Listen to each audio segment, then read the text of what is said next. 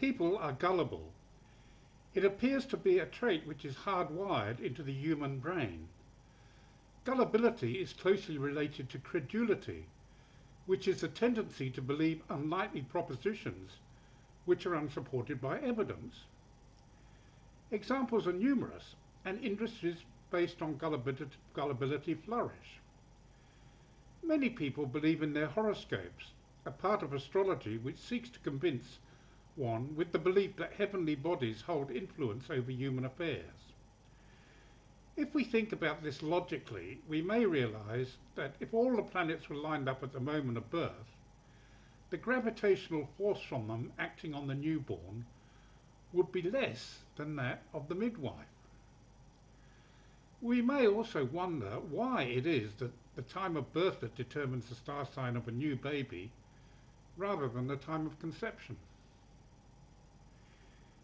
In former First Lady Nancy Reagan's biography, My Turn, in 1989, she reveals her employment of a psychic for 7 years in order to schedule the most propitious dates for important meetings. Still others have a firm belief in the ability of mediums to contact those in the spirit world, despite the practice having been debunked by many, such as James Randi, Derren Brown, and John Dennis. Gullibility and credibility are the cornerstones of much in today's world. From industries which rely upon slick adverts and smooth words to lull a more logical assessment of the product or service offered, through to the pronouncements of many political figures who prey upon a lack of insight or critical thinking to convince others of their message. In the West, people are subject to a barrage of health misinformation, such as how to boost your immune system.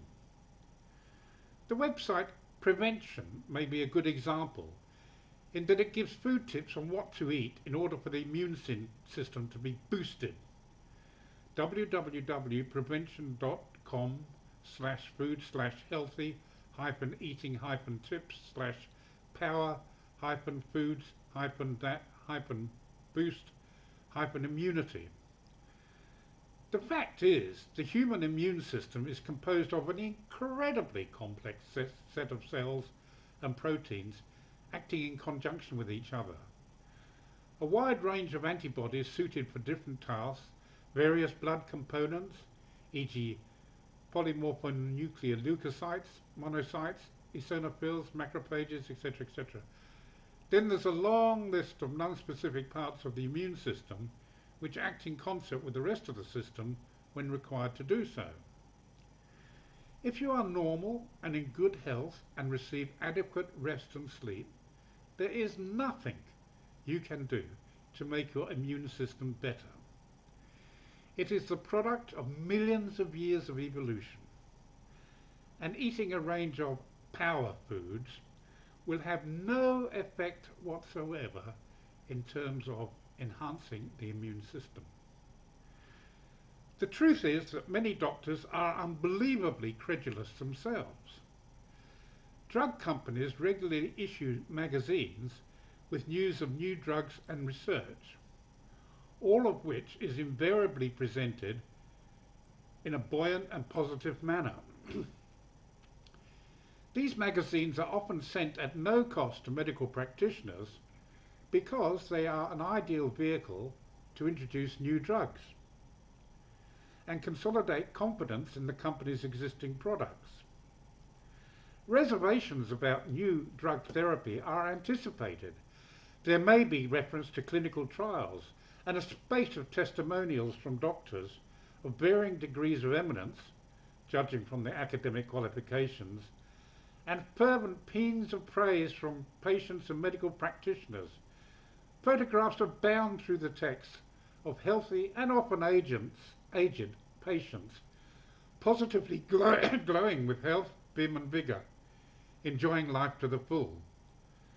For the average practitioner, there is a continuous onslaught of such magazines. Invariably, they are glossy, upmarket publications containing articles crafted by highly paid medical writers of text whose access to quality graphic material seems unlimited. It is no surprise that such conditioning works for all humans, whether medically trained or not. So how reliable are such reports of new drugs and research? Do some prey upon the gullible and credulous?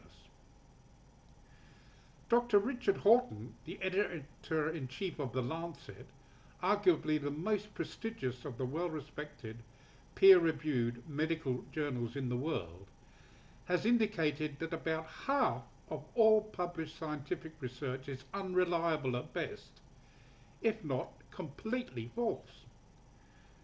Here is what he had to say. The case against science is straightforward.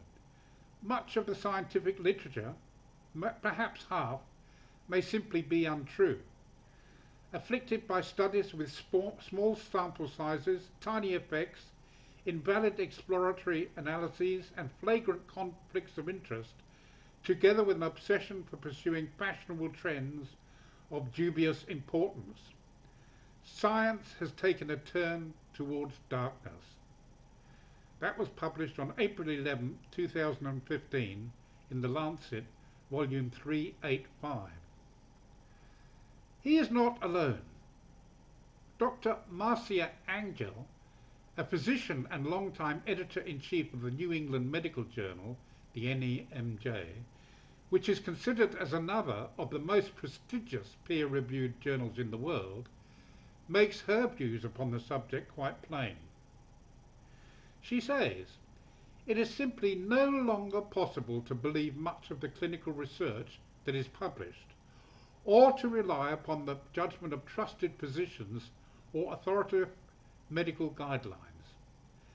I take no pleasure in this conclusion, which I reached slowly and reluctantly over my 2 decades as an editor of the New England Journal of Medicine. That's written by Angela M. on January the 15th, 2009, Drug Companies and Doctors, A Story of Corruption, the New York Review of Books, page 56. Both of these are damning indictments from professional people.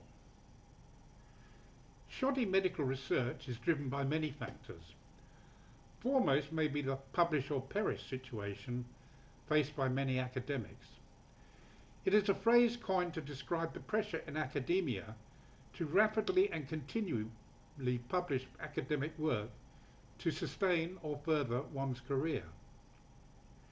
It is indicative of a method used by many institutions or companies that employ academics, issue grants or award tenures to assess the value of an academic. It is also one of the few ways by which an academic can demonstrate their academic talent. Those who are successful in having their work published are perceived as more hard-working and responsible than those who have fewer published works.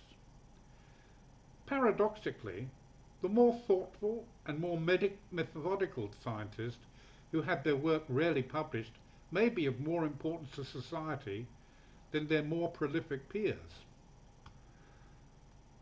This is because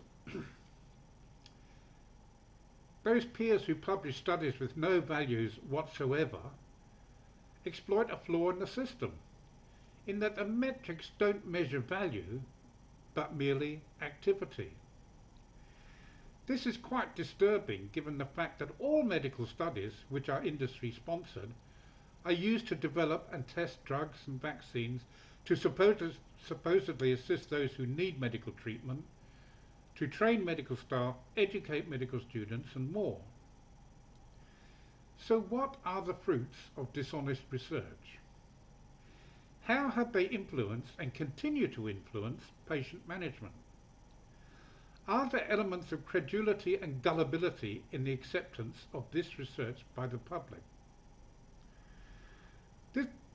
That will be a good subject for another video.